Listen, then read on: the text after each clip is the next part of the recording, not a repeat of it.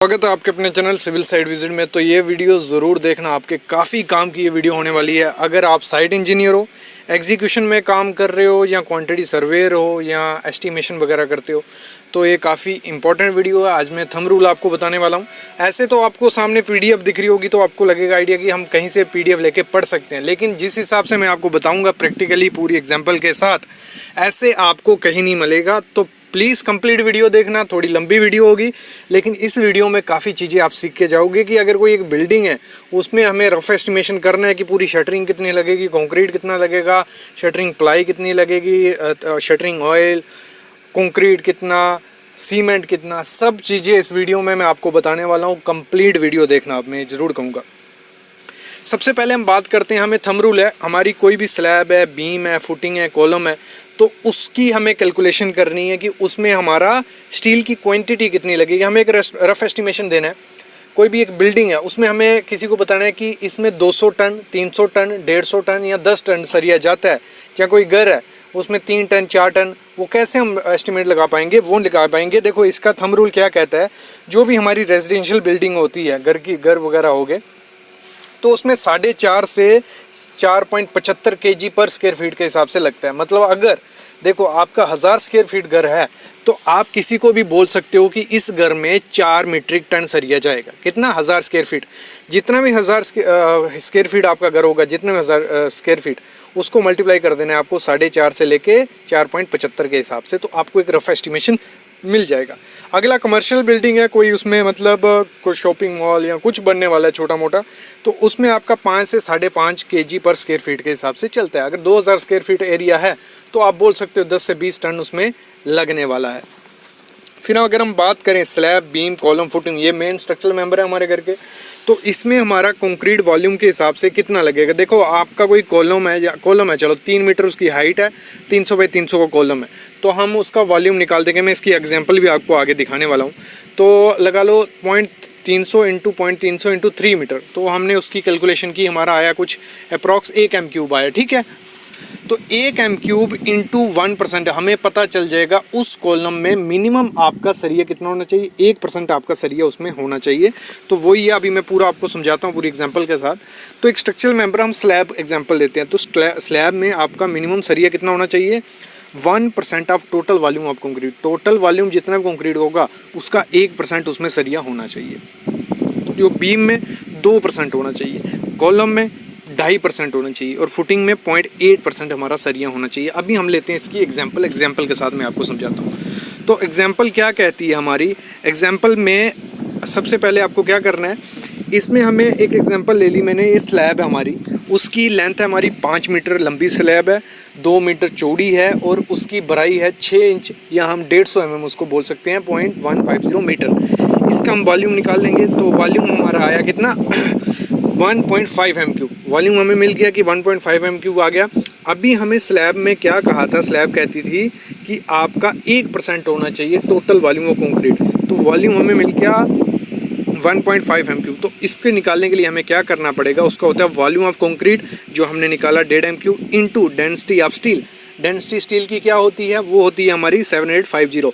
और मैं आपको ज़रूर बता दूं, कंस्ट्रक्शन की लाइन में ये डेंसिटी जो है, आप किसी भी फील्ड में जाओगे, एग्जीक्यूशन, क्वांटिटी सर्वेयर, बिल्डिंग, जिसमें भी, तो आपको डेंसिटी हर एक की आनी चाहिए। और इंटरव्यू में भी ये क्वेश्चन पूछा जाता है। तो डेंसिटी आपको हमारे वेबसाइट पे मिल जाएगी, और मैंने इस पर वीडियो बनाया है, और आपको कहीं से भी, गूगल में, यूट्यूब में, कहीं भी आपको मिल जाएगी। डेंसिटी जरूर लर्न करके रखो, नोट कर लो जो जो चीज़ें मैं बोलता हूँ आज।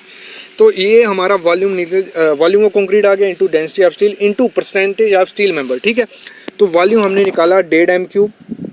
ठीक है, 1.5 m³ हमने निकाला, ये रहा, ये 1.5 m³ निकाला। फिर हमारा जो डेंसिटी थी ये आगे 7850।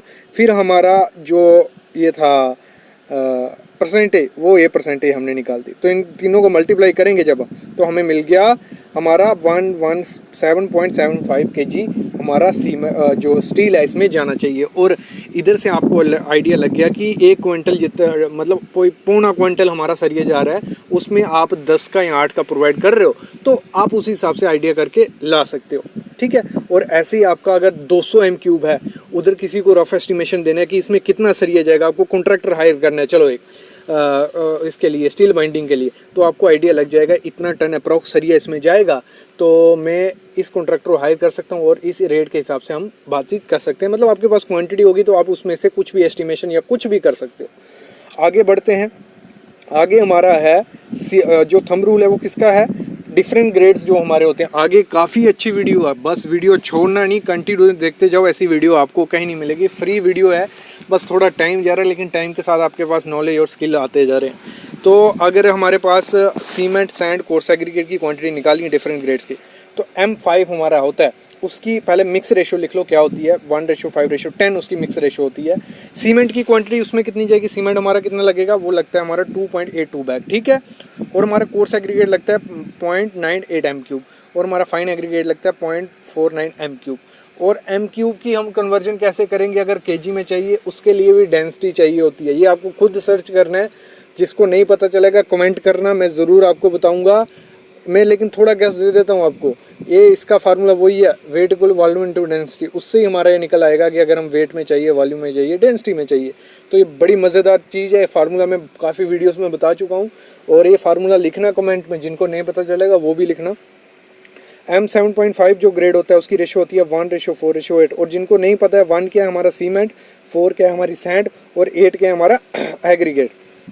और सीमेंट की क्वांटिटी हमारी 3.84 बैग लगेंगे और कोर्स एग्रीगेट हमारा जाएगा 0.97 M3।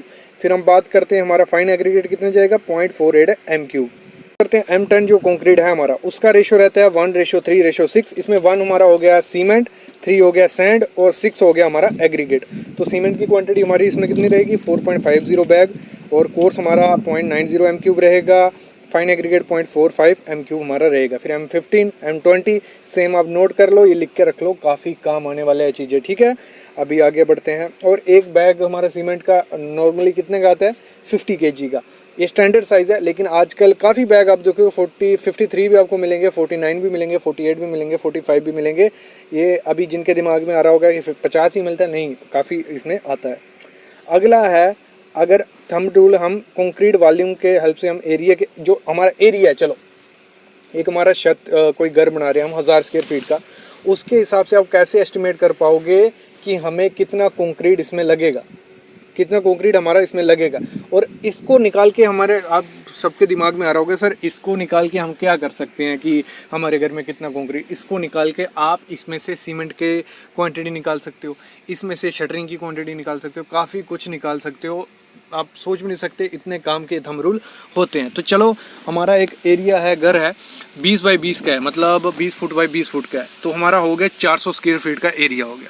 अभी 400 स्क्वायर फीट के एरिया में हमारा कैसे निकालना है आपको, 400 × 0.038, इसको आपको मल्टीप्लाई कर लेना। ये हमारा कंक्रीट वॉल्यूम होता है, हर स्क्वायर फीट में हमारा कितना वॉल्यूम लगता है, 0.038। तो इसको मल्टीप्लाई करेंगे तो हमें आइडिया आ गया, हमारा 15.2 M3 इस घर में कंक्रीट होने वाला है। कंक्रीट मिल गया, इसकी हेल्प से हम सीमेंट के बैग भी निकाल सकते हैं, सैंड भी, एग्रीगेट भी, सब कुछ निकाल सकते हैं। ये फार्मूला होता है इसका। अगला थंब रूल क्या है हमारा, वो है ब्रिक वर्क के ऊपर। तो ब्रिक वर्क में क्या है, अगर 230 की या 9 इंच की दीवार हम करते हैं तो हमारे उसमें सीमेंट क्वांटिटी कितनी जाएगी, 0.876 बैग पर M3 हमारा जाएगा। अगर हम 1 M3 ब्रिक वर्क करेंगे तो हमारा 0.876 बैग उसमें जाता है। अगर क्वांटिटी में देखें 43 kg हमारा सीमेंट उसमें जाएगा। और अगर आधी इंच की दीवार हम करते हैं, मतलब 115 mm की, मतलब जो हमारी 4.5-5 इंच की दीवार रहती है, तो उसमें हमारा 1 M3 में 0.218 बैग M3 सीमेंट जाता है। और सीमेंट क्वांटिटी ऐसे गिने तो कोई 11 kg सीमेंट हमारा जाता है। और ये चीज़ आपको ध्यान रखना, ये थंब रूल है, इसमें पूरे एग्जैक्ट क्वांटिटी नहीं है, एग्जैक्ट क्वांटिटी के लिए आपको निकालना पड़ेगा और यूट्यूब पे हमारी वीडियोस देखने पड़ेंगे, उसमें एग्जैक्ट की वीडियो भी हैं और ये हमारी वेबसाइट पे भी मिल जाएगी ये PDF आपको। तो अभी हम आगे बढ़ते हैं। आगे हमारा क्वांटिटी थंब रूल किसके लिए, सीमेंट मैसनरी जो हम रहती है उसके लिए।